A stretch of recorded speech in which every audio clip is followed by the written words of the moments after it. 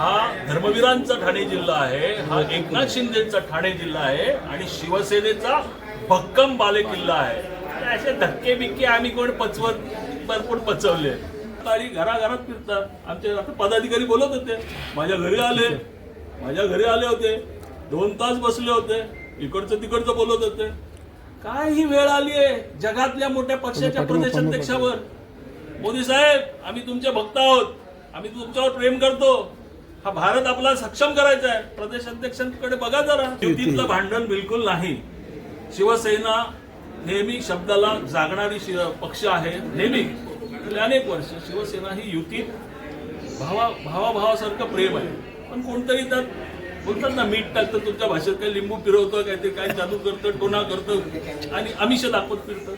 त्यांना अस्तित्वाची लढाई आहे त्यांच्यासाठी. कदाचित ते त्यांचं अस्तित्व दाखवण्यासाठी फिरत असतील. इतिहास बघितलात तुम्ही.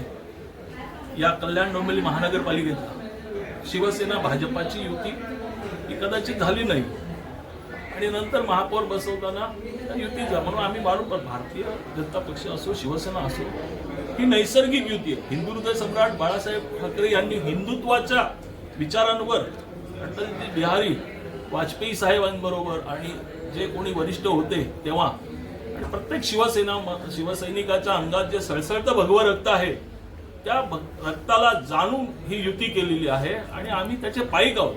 आम्ही तो आदेश मानणारे शिवसैनिक आहोत.